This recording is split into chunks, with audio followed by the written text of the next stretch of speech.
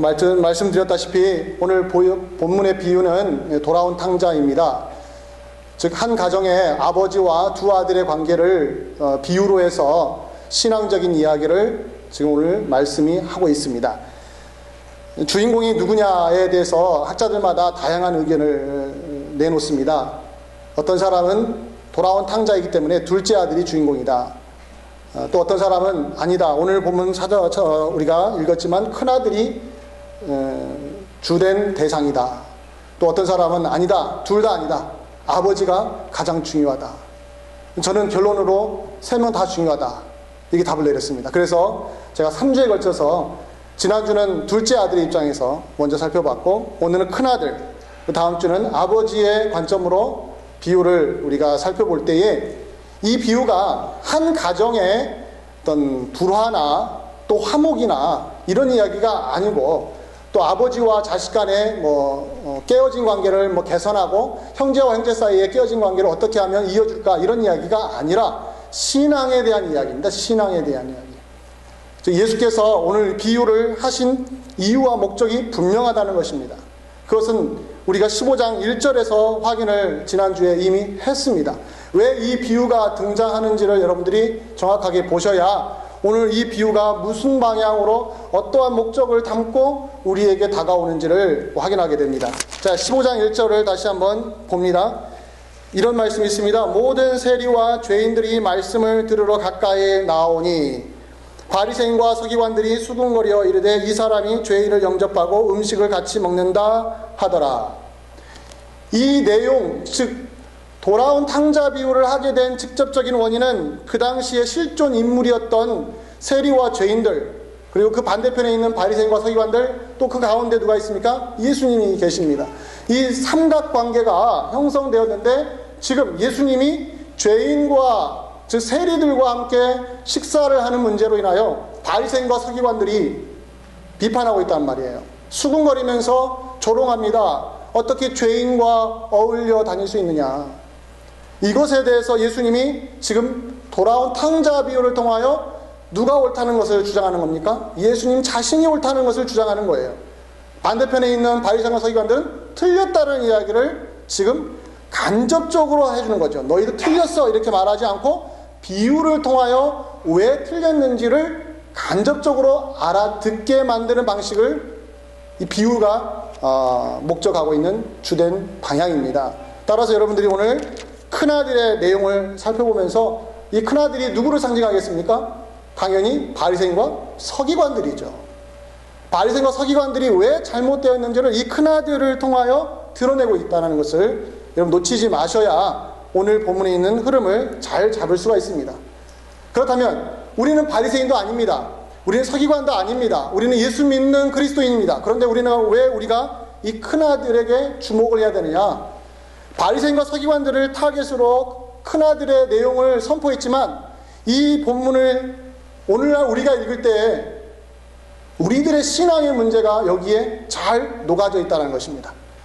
즉 바리새인과 서기관들의 문제만이 아니고 이 큰아들은 기존 신자들이 빠지기 쉬운 함정, 신앙생활 하다가 자기도 모르게 어느 순간에 이 큰아들과 같은 마음가짐으로 하나님을 대하는 경우가 생기기 때문에 이 큰아들을 잘 면밀하게 살펴보면 우리의 모습을 또 반추해보고 나에게 이런 모습이 나타나지 않아야 하기 위해서는 어떻게 하는 것이 중요한 것이냐를 오늘 본문을 통하여 해답을 찾을 수가 있습니다.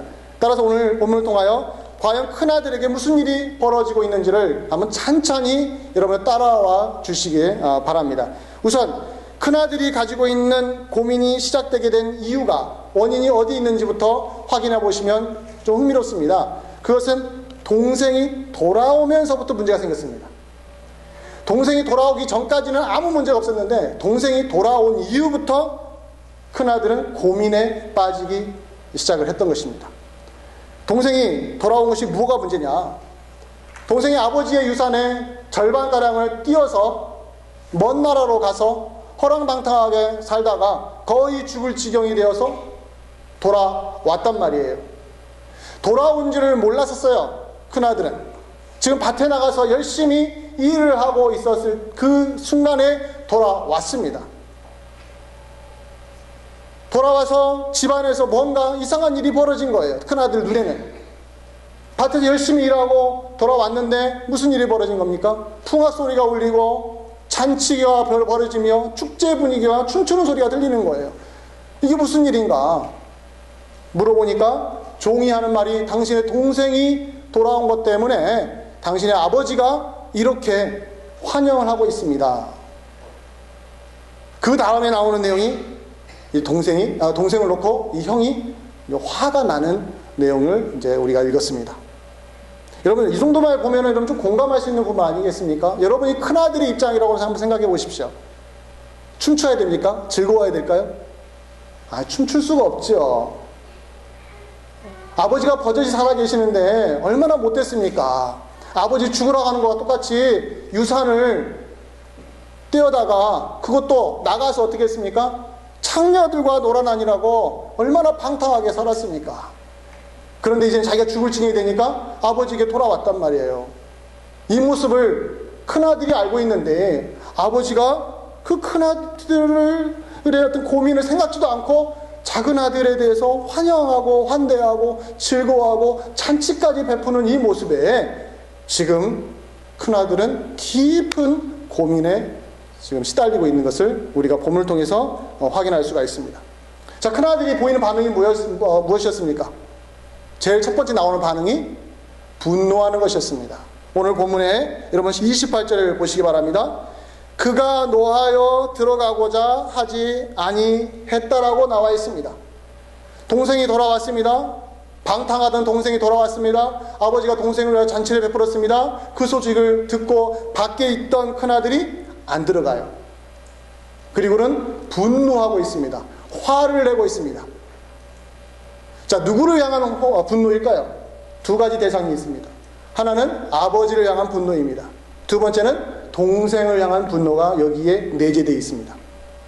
아버지를 향한 분노는 왜 그렇습니까? 어떻게 잔치를 베풀 수 있냐는 것입니다. 어떻게 잔치를 베풀 수 있느냐. 큰아들이 원하는 방법은 뭘까요? 벌을 내려야죠. 죄를 지었는데 벌을 내려야 마땅하죠. 아니요, 벌은 안 내려도 좋으니까. 왜? 아들이니까. 벌은 안 내리더라도 적어도 무엇을 하지 말아야 돼요? 환영은 하지 말아야죠. 아니요, 환영까지도 좋아요. 그래, 잘 왔다. 그러나 무엇을 하지 말아야 돼요? 풍악을 울리고 춤을 추지 말아야죠. 이게 바로 큰아들이 느끼는 감정입니다. 충분히 우리는 이해할 수 있는 대목입니다. 제가 아까 말씀드렸다시피 내가 큰아들이라도 저도 그랬을 것 같아요. 얼마나 서운한지 몰라요. 이런 서운함이 아버지를 향한 원망으로 여기 자리 잡는 거예요. 두 번째, 누구를 향한 분노입니까? 동생에 대한 분노예요. 무엇 때문에 분노하는 겁니까? 지 마음대로 살고 창녀들과 놀아나니라고 모든 재산을 다 탕진해 놓고는 돌아와서 지금 잔치를 벌리는 아버지 품에서 웃고 있는 모습이 화가 나는 거예요. 저런 철면피가 있나? 이 형의 눈에는 동생이 전혀 달갑지가 않는 거죠. 이것도 우리가 충분히 공감할 수 있는 큰아들의 마음입니다. 우리가 여기에서 큰아들의 감정과 그의 분노와 그의 어떤 원망과 이런 것들을 우리가 충분히 공감하면서도 또 하나 여러분들이 기억해야 될 게 있습니다. 왜 이렇게까지 분노하느냐? 그것을 여러분들 오늘 본문에서 확인하셔야 됩니다. 세 가지 이유가 있습니다. 근데 제가 이 분노하는 이유의 세 가지를 오늘 본문을 통해 확인하면서 왜 이 큰아들이 오늘날 교회에 선포가 돼야 되는지를 확인하게 됐습니다. 즉 바리새인과 서기관들만의 문제가 아니고 오늘날 우리 신자들이 이 큰아들과 같은 분노를 갖게 될 수밖에 없는 이유들이 여기에 내재되어 있구나. 그 세 가지가 있습니다. 첫 번째는 동생의 가치 없음에 대해서 분노했다는 거예요. 즉 분노를 일으키게 되는 이유가 뭡니까? 동생이 가치가 없다라는 이야기예요. 왜 가치가 없느냐? 여러분들 오늘 본문을 통하여 확인하셔야 됩니다. 여러분 30절에 한번 읽어볼까요? 30절에 이런 말씀이 있습니다. 제가 읽겠습니다. 아버지의 살림을 창녀들과 함께 삼켜버린 이 아들이 돌아오매 이를 위하여 살찐 송아지를 잡으셨나이다라고 큰아들이 아버지에게 딱 던집니다. 근데 여기에 뉘앙스를 잘 들어보세요. 단순히 내 동생이라고 하지 않고 아버지의 둘째 아들이라고 하지 않고 아주 정확한 포인트를 끄집어냅니다. 창녀들과 노란안이라고 누구의 살림을 탕진했어요? 아버지의 살림을 탕진했는데 그 아버지가 어떻게 살찐 송아지를 잡아줄 수 있냐는 것입니다. 지금 이 큰아들이 분노하는 이유는 동생이 그럴 대접을 받을 만한 가치가 있느냐는 것이죠. 이 동생의 가치 없음을 이렇게 호소하는 겁니다. 아버지, 그래요. 동생이 돌아온 거 아버지로서 얼마든지 기뻐할 수 있어요. 그러나 이렇게까지 할 필요가 없잖아요, 아버지. 야단을 치셔야지요. 혼내셔야지요. 벌을 내리시고 이렇게까지 환대하시면 안 되지요. 왜일까요? 창녀들하고 놀아놨잖아요. 창녀들하고. 누구의 재산을요? 아버지의 재산을.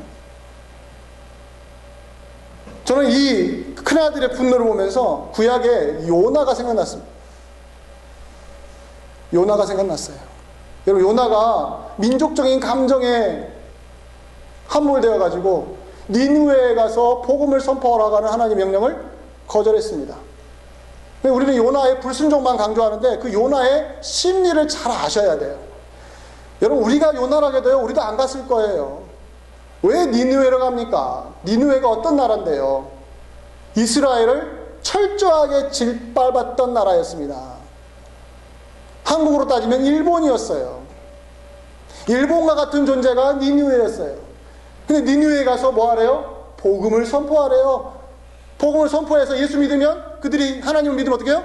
구원받는데 내가 왜 가냐는 것이죠. 처대로 멸망당하도록 내버려 두었으면 좋겠다고 하는 게 이 요나의 감정이었는데, 요나의 감정을 아시는 하나님이 그 요나에게 시켜서 가라고 하는 거예요. 안 갔지 않습니까? 이리 빼고 저리 빼고 이리 도망치고 저리 도망치고. 근데 결국은 하나님은 자신의 뜻을 이루셨습니다. 중요한 부분은 우리들의 감정이라는 거예요. 우리들의 감정. 하나님이 일하시는 방식을 쳐다보는 신자들의 마음이 결코 똑같지는 않다라는 것이죠. 불신자가 신자가 되고 방탕한 신앙생활을 했던 사람이 돌아왔을 때 똑같은 신앙인들이 똑같은 마음으로 똑같이 대할 수는 없다라는 것을 우리가 확인하게 되는 것입니다. 두 번째로 분노하게 된 이유는 억울함이 여기에 내재되어 있습니다. 동생이 가치 없을 뿐만 아니라 억울하다는 거예요. 왜 억울한가? 여러분들 29절을 보시기 바랍니다. 아버지께 대답하여 이르되 내가 여러 해 아버지를 섬겨 명을 어김이 없거늘 내게는 염소 새끼라도 주어 나와 내 벗으로 즐기게 하신 일이 없더니. 참 재미있지요? 이 큰아들 참 똑똑해요. 아버지가 동생을, 그것도 아주 방탕하게 살은 동생을 환영하니까 하는 말이, 아버지, 나를 위해서는 염소 새끼 한 마리도 주신 적이 없으면서. 이게 사실일까요? 사실이 아닐까요? 사실이죠. 염소 새끼만 한 마리 안 잡아주신 거예요. 큰아들을 위해서는. 왜 그랬을까요? 그 뒤에 아시죠? 31절에 아버지가 큰아들에게 뭐라고 합니까? 너는 항상 나와 함께 있으니 내 것이다. 내 것이니까 내가 살찐 염소 새끼를 안 잡아줘도 된다고 하는 게 아버지의 생각이었는데, 큰아들은 그것이 중요한 것이 아니라 지금 동생에게 잘해준 것과 아버지가 나에게 해준 것을 비교하면서 어떻게 동생한테는 살찐 송아지를 주는데 나한테는 염소 새끼 한 마리 안 줄 수가 있느냐는 것이죠. 무슨 이야기예요? 지금 큰아들의 마음은 자기가 아버지를 공격할, 즉 동생도 공격하고 아버지도 공격할 근거를 마련한 것입니다. 몰라서가 아니에요. 즉 아버지가 하는 말이 내 것이 다 네 것이다라는 거 왜 큰아들이 모르겠습니까? 알지요. 아버지가 큰아들을 얼마나 사랑하는지도 아들이 알아요. 그런데 지금 이 순간만은 용납이 안 되는 거예요. 왜 용납이 안 되냐면 동생이 있기 때문에. 동생한테는 이렇게 극진하게 잘해주면서, 그 무슨 말이겠습니까? 아버지가 동생한테 잘해주고 나한테 못해줬다는 게 서운한 게 아니라 지금 무슨 마음이에요? 억울하다는 거, 억울하다는 거. 뭐가 억울해요? 아버지가 나한테 못해준 게 억울한 게 아니라 이 동생이 와서 환영받는 게 억울한 거예요. 억울한 거. 이게 바로 큰아들이 아버지를 향하여 던지는 항의입니다. 원망입니다. 억울함이 묻어나는 거예요. 여러분, 신앙생활 할 때 신자들에게 가장 걸리기 쉬운 함정이 이 억울함입니다. 억울함. 여러분, 교회에서요, 신앙생활 하다가 억울한 일 한번 당해보십시오. 다니고 싶겠습니까? 안 다니고 싶겠습니까? 저는 교회 생활을 하면서, 목회하면서 어떤 분도 억울한 일 안 당하도록 무척 예민하게 신경 쓰는 스타일입니다. 그런데도 이 억울함은 누가 제공해서가 아니라 어떤 상황으로 억울함이 생길 때도 많아요. 또 여러 가지 오해로도 억울함이 생길 수 있고, 또 이런저런 인간관계로 억울함이 생길 수도 있어요. 근데 억울함이라는 것은 묘한 게요, 어떤 팩트보다는 감정입니다. 느낌입니다. 어떤 상황이 몰아가는, 그냥 툭 하고 몰려오는 그런 거예요. 그리고 억울함은 또 어떻게 표현해요? 감정적으로 표현하게 돼 있는 거예요. 또 억울한 일 당하면 사람은 누구나 할 것 없이 자기를 방어하게 되어 있습니다. 즉, 큰아들이 방어하잖아요. 억울하니까. 아버지 나에게 해준 게 뭐가 있습니까? 왜 나를 위해서는 염소 새끼만 안 해줍니까? 아니죠. 아버지가 얼마나 큰아들에게 많이 해줬는데요. 그럼 싹 묻어버리고 뭐만 생각나는 거예요? 왜 안 해줬습니까? 10가지를 다 해줘도 한 가지 안 해줬기 때문에 안 해준 것만 부각시키는 거예요. 이게 바로 억울한 사람이 느끼는 표현입니다. 즉, 이 큰아들이 갖고 있는 신앙의 독소는 뭐냐면, 이 억울함에 자기의 마음이 지배를 당한 것입니다. 세 번째, 분노의 이유를 여러분들 확인을 하셔야 됩니다. 그것은 비교의식입니다. 앞에서 동생이 가치 없었습니다. 두 번째는 억울했습니다. 근데 이 가치 없고 억울함의 근저에는 뭐가 깔려있냐면 비교하는 마음이에요. 누구와 누구를 비교한 겁니까? 자기와 동생을 비교하는 마음이 여기에 뿌리 깊이 내려 있어서 분노가 폭발한 것입니다. 여러분, 분노는요, 비교를 먹고 삽니다. 또 비교는요, 분노를 생산합니다. 이걸 잘 기억하셔야 됩니다. 신자들이 신앙생활하면서 분노하는 이유는 거의 99.9%는 이 비교하는 데서 오는 거예요. 하나님 앞에 왜 분노하느냐? 하나님, 왜 나에게는 이렇게 박하십니까? 저 신자에게는 저렇게 관대하시면서. 이게 하나님을 향한 화예요. 분노예요. 원망이에요. 다 어디에 나오는 거예요? 남과 비교하는 것이죠. 즉, 하나님이 나에게 얼마나 많은 것을 주셨으며 큰 축복으로 다가오셨는지를 그것만으로, 하나님과 나와의 1대1로 확인하지 않고 옆에 있는 다른 사람과 확인하기 시작하면, 여기서부터 오픈하기 시작하시면 여러분, 신앙생활 참으로 힘들어집니다. 오늘 큰아들이 바로 그거예요. 아버지를 향한 원망이 드러났고 이것이 분노로 폭발했던 근저에는 이 비교하는 마음이 깔려 있었다는 것입니다. 신앙인들이 이 부분에서 극도로 조심하셔야 우리가 이 분노에 휩싸이지 않게 되는 것입니다. 즉, 큰아들이 느꼈던 분노를 기존 신자들이 안 가질 수 있는 방법은 이 세 가지를 조심하셔야 돼요. 여러분, 우리 가운데 가치 없는 인생은 아무도 없습니다. 우리 눈에 가치가 없지요. 하나님 눈에 가치 없는 건 없습니다. 아무리 배은망덕하고요, 아무리 인간 이하의 말종 같은 인생을 산 사람이라 할지라도 가치 없다고 함부로 말해서는 안 됩니다. 이 땅에는 어떤 사람도 가치 없는 사람은 없습니다. 그러나 나와 비교할 때에 가치가 없어지는 거고, 그 사람의 과거의 행동 때문에 가치가 없는 것이 되고, 나와의 어떤 묘한 이런 갈등이 그 사람의 가치를 인정하지 않는 식으로 가는 것입니다. 또한 여러분들, 나의 억울함, 이 억울함도 마찬가지라는 거예요. 여러분, 억울함을 이겨내셔야 됩니다. 여러분, 신앙생활 하실 때 꼭 억울함 이겨내시길 바랍니다. 또 하나는 마지막 뭡니까? 근저에 깔려있는 비교하는 마음은 여러분 끊어내셔야 돼요. 여러분 머릿속에 누군가 비교가 딱 생각이 나잖아요. 끊어내셔야 됩니다. 저도 학교 다닐 때 공부할 때 제일 괴로웠던 게 뭐냐면 비교할 때 괴로웠습니다. 제 나름대로 최선을 다했는데 꼭 엄마가 옆집에 있는 누구하고 비교하시는 거예요. 얘는 이렇게 공부 잘하는데 너는 이게 뭐야? 너는 이게 뭐야? 근데 제가요, 제 아들에게 그렇게 하더라고요. 제 아들에게 그렇게 하고 있는 거예요. 제 딸에게 그렇게 하고 있는 거예요. 아, 이게 인간의 본성이구나. 누구 말할 것도 없구나. 심지어는 내 자식에게도 비교하는데 교회도 비교 안 한다는 것은 말이 안 되는 것이죠. 제가 아무리 여러분들한테 비교하지 마십시오. 비교하시면 안 됩니다. 여러분 몰라서가 아니죠.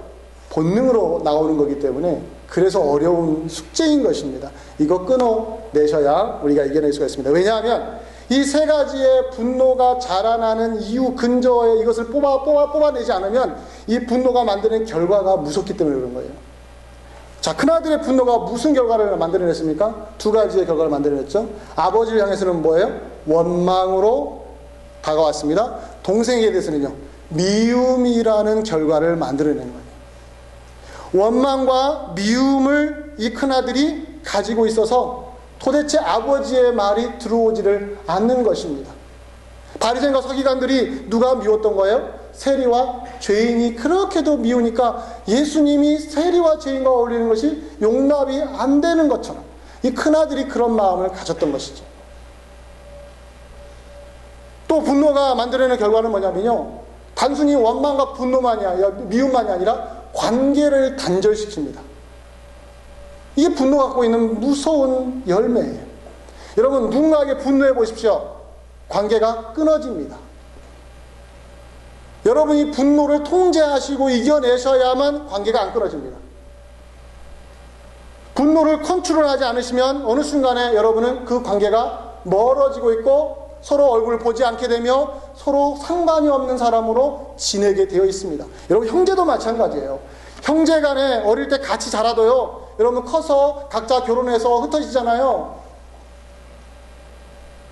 그러면은 어릴 때는 같이 한 집에서 살았기 때문에 화낼 일도 있어도요 바로 풀었습니다. 안 풀고 못 견디니까. 근데 떨어지고 살잖아요. 서로 각자 뭐 한 집은 서울에 살고 어떤 대전에 살고 그러면요 볼 일이 없어요. 어느 순간에 오해하게 되고 분노하게 되잖아요. 그러면은 그 다음부터 전화를 안 하기 시작합니다. 만나도 냉랭해집니다. 형제도 그래요. 하물며 교회에 있습니까? 신자들은 더 그럴 수 있죠. 내 마음에 분노가 쌓이면 어느 누구에게 분노가 있으면은 여러분들 관계를 회복하기가 무척 어려워지는 것입니다. 제가 성경적인 예를 들어드리겠습니다. 여러분들 유명한 제가 자주 예화드는 가인과 아벨 보십시오. 이 가인과 아벨을 보시면 이 가인이 아벨을 죽이지 않습니까? 왜 죽였습니까? 분노 때문에 죽였습니다. 성경을 보면 분노해서 동생을 죽였다고 했어요. 자, 동생을 향해서는 살인으로 갔습니다. 누구와 관계를 끊어졌습니까? 하나님 관계는 끊어졌습니다. 하나님 관계가 끊어지고 누구와 관계도 끊어졌어요? 형제와의 관계도 끊어져 버렸어요. 분노가 그렇게 만들어낸 거예요. 또 한 명의 예를 들어볼까요? 여러분들 사울왕 아시죠? 이스라엘의 1대 초대왕이 사울왕. 얼마나 겸손했습니까? 얼마나 잘났습니까? 하나님이 선택한, 하나님이 이스라엘의 초대왕으로 세웠던 아주 좋은 인물이었습니다. 그러나 그 마음에 분노가 쌓이면서 그 분노를 통제하지 못해서 얼마나 큰 죄를 짓습니까? 근데 사울왕이 언제 분노합니까? 골리앗을 이기지 못하고 연전연패 100번 싸우면 100번을 패했을 때 누군가가 이 다윗이 이 조그만 소년이 나타나서 한 방에 죽여버린 거예요. 그것을 자기 눈으로 봤어요. 일단은 골리앗을 이겼기 때문에, 블레셋을 이겼기 때문에 아주 뭐 기분 좋게 오고 왔습니다. 예루살렘 성으로 돌아왔는데 성에서 여인들이 춤을 추면서 환호하기를 노래 가사가 이렇습니다. 이렇게 노래하면 안 되지요. 사실은 아무리 다윗이 잘했어도 왕이 누굽니까? 사울이잖아요. 그럼 노래를 하지 말든가 하더라도 뭐라고 그래요? 사울은 천천히요? 다윗은 말하지 말으셔야죠. 말 안 해야 돼요. 그건 말 않고 그냥 다윗, 사울은 천천히요. 사울왕 위대하십니다. 이렇게 갔으면 괜찮았을 텐데 이 철없는 분들이 사울은 천천히고 다윗은 만만이다. 누구를 높여버렸어요? 다윗을 높였어요. 자, 그렇다면 한 나라의 왕이고 조그만 소년이잖아요. 커가고 있는 그러면 넓은 마음으로 야, 가자. 자, 하나님이 참 우리 이스라엘 백성들을 너무 소중히 여기셔서 이 자그마한 소년을 통해서도 하나님 일하시는구나, 하나님 위대하시다, 이렇게 했으면 참으로 멋졌을 텐데 그 마음에 분노가 생겨서, 성경을 잘 보십시오. 여러분 사무엘상 읽었으니까 알잖아요. 그때부터 눈빛이 달라졌다고 했습니다. 누구를 보는 눈빛이요? 다윗을 보는 눈빛이 달라졌어요. 분노가 통제가 안 되니까 눈빛이 틀려진 겁니다. 계속해서 누구를 주시해요? 다윗을 주시한 거예요. 사울왕의 결론은 뭐였습니까? 하나님 관계가 끊어졌습니다. 누구와 관계도 끊어졌어요? 다윗과의 관계도 끊어졌습니다. 분노는 나 하나의 감정의 문제가 아닙니다. 신자에게 분노는 단순히 내 감정이 스트러글을 일으켜서 한동안 힘들어하는 내용이 아닙니다. 이걸 포기하지 않으면, 이걸 끊어내지 않으면 어느 순간에 하나님 관계도 끊어지고 옆사람 관계도 끊어지는 불행한 일들이 우리에게 다가온다는 겁니다. 그래서 오늘 이 큰아들을 보면서 이 큰아들과 같은 신자들이 교회에 그대로 방치되었을 때 나타나는 아주 무서운 결과들이 있습니다. 그래서 오늘 현대 교회가 이 부분에서 너무 느슨한 태도를 취했습니다. 교회가 너무 개인주의화되고 개인이 너무 소중하게 여김을 받다 보니까 개인의 감정에 지나치게 크레딧을 준 거예요. 적어도 하나님 앞에 나오는 신자들은요, 감정까지도 누구에게 맞춰야 돼요? 하나님께 맞춰야 됩니다. 내가 느끼는 것이라도 누구 앞에 느끼는 겁니까? 하나님 앞에서 느끼는 거예요. 즉 우리는 성경만 눈으로 보고 머리로만 하나님이 이렇구나 저렇구나 하는 것이 아니라 내 감정까지도 통제할 수 있는 실력을 기르셔야 됩니다. 이걸 통제하지 못하면 어느 순간에 내 입에서는, 내 눈빛에서는 뭐가 나와요? 레이저가 나오기 시작하고 내 입에서는 뭐가 나와요? 화살이 나오는 겁니다. 이것을 오늘 큰아들이 그대로 우리에게 보여주고 있다는 것이죠. 자, 그렇다면 여러분들 어떻게 해야 될까요? 이 큰아들을 어떻게 치유해야 될까요? 큰아들과 같은 신자들을 어떻게 하면 회복시킬 수 있을까요? 오늘 아버지의 대답에서 두 가지를 발견할 수가 있습니다. 아버지의 대답을 한번 볼까요? 32절을 같이 보겠습니다. 32절에 이런 말씀이 있어요. 아버지가 큰아들에게 하는 말이, 자, 이 내 동생은, 너의 동생은, 이렇게 말하는, 참 재밌는 표현이죠. 너의 동생이라고요. 내 둘째 아들도 아니고요, 너의 동생. 네 동생은 죽었다가 살아났으며 내가 잃었다가 얻었기로 우리가 즐거워하고 기뻐하는 것이 마땅하다. 이게 바로 아버지의 대답이었습니다. 여기에 바로 신자들의 해결책이 있습니다. 큰아들만이 아니고요, 그리스도인의 공동체, 예수 그리스도의 이름으로 모여있는 예수 믿는 신자들의 공동체 안에서 이 아버지의 말을 하나님의 말씀으로 이해하고 받아들일 때에 우리 안에 변화의 역사가 일어납니다. 두 가지의 치유책입니다. 하나는 아버지의 마음을 깊이 헤아리셔야 합니다. 아버지의 마음. 아버지의 마음이 뭐였을까요? 동생을 향한 아버지의 마음이 어디에 묻어났죠? 죽었다가 살았다. 죽었다가 살았다. 죽었다가 살았다. 처음 이렇게 말한 게 아니에요. 둘째 아들에게도 말했습니다. 둘째 아들이 뭐라고 했습니까? 아버지, 난 아버지 아들이라고 감히 칭함을 못 받습니다. 나를 종 중에 하나로 여기십시오. 할 때 그 아들에게도, 여러분 24절을 보시길 바랍니다. 24절에 이 내 아들은 죽었다가 다시 살아났다. 사랑하는 성도 여러분, 죽었다가 다시 살아났다라는 시각을 누가 가지고 있어요? 아버지가 가지고 있다는 거예요. 이게 바로 아버지의 마음이에요. 이 마음이 큰아들에게 들어가야 큰아들은 회복이 됩니다. 지금 큰아들은 동생의 무엇만 봅니까? 과거의 행적만 봅니다. 과거의 창녀들과 놀아났던 것들만 봅니다. 가치 없는 것만 봅니다.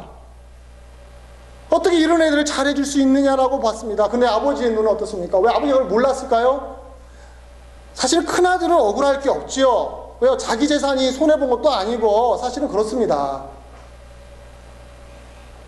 괜히 큰아들이 지금 마음이 뒤틀린 것이지 큰아들은 손해볼 게 하나도 없어요. 자기 재산 뛰어간 것도 아니고요.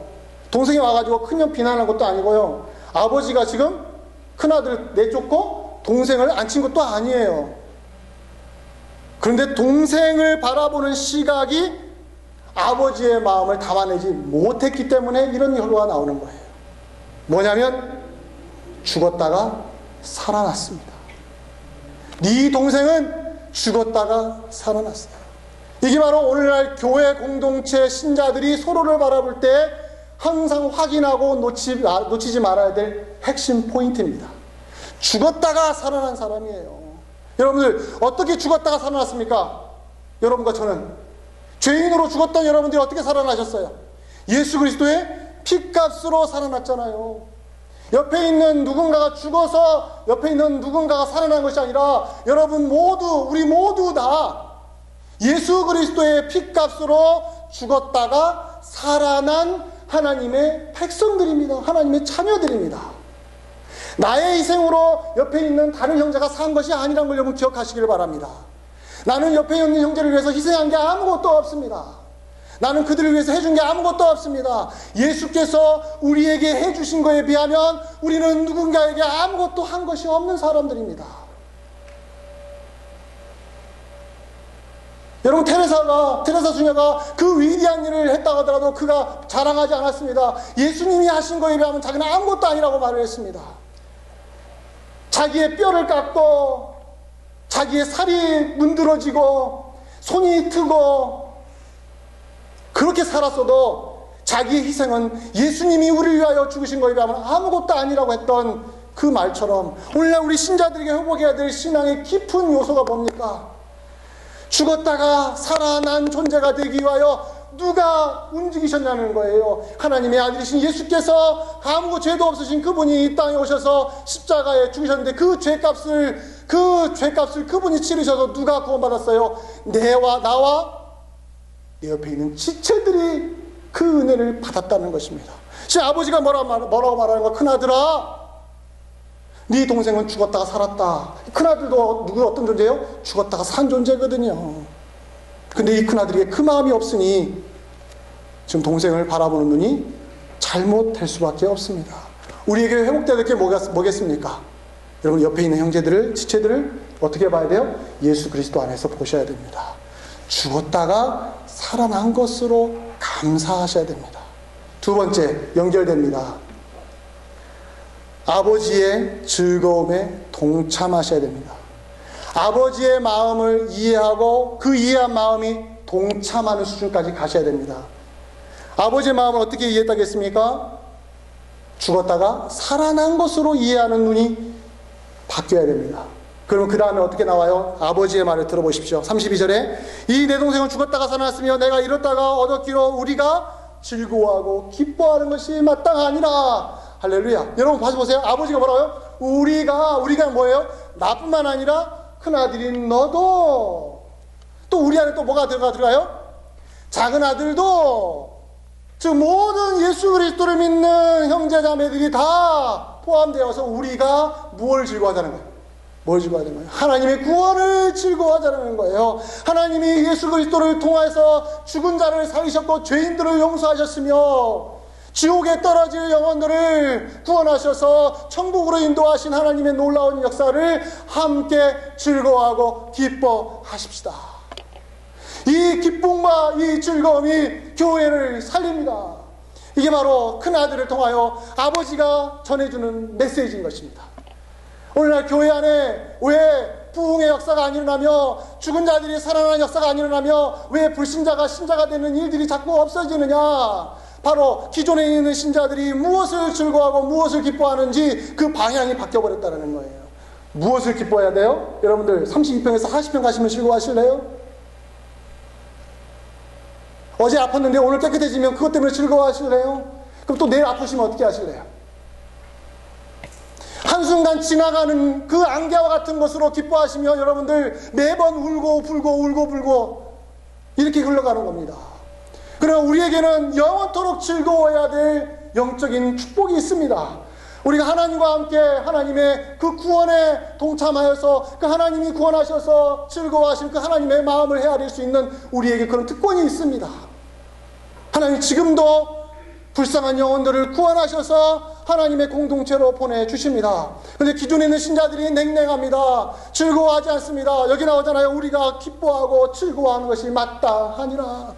그러나 신자들이 온통 다 세상 거에 즐거움에 빠져있고 자기 영역만 쌓았기를 좋아하며 또 뭐예요? 하나님이 즐거워하시는 일에 마음을 열어놓지 못하고 온통 다 이기적인 자기 기쁨과 자기 즐거움에만 취해 있을 때에 한 영혼이 돌아와서 그 영혼이 눈물을 흘리며 하나님을 찾았을 때 그들을 포옹하고 끌어안고 그들의 과거를 문제 삼지 않으며 전에 신자였다가도 방황해서 마음대로 살다가 돌아왔을 때라도 그를 과거를 묻지 않고 포옹해주고 끌어안을 수 있는 넉넉함이 어디서 나오겠습니까? 사랑하는 성도 여러분, 어디서 나와요? 이 하나님의 즐거움의 그 기쁨과 그 환희를 우리가 같이 공유했을 때에 이 역사가 벌어지는 것입니다.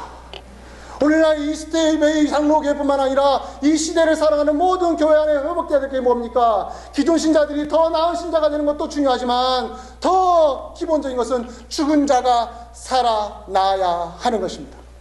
죽은 자가 살아나는데 예수께서 희생하셨으며 그분의 피를 흘리셨으며 죄 없으신 그분이 죽으셨습니다.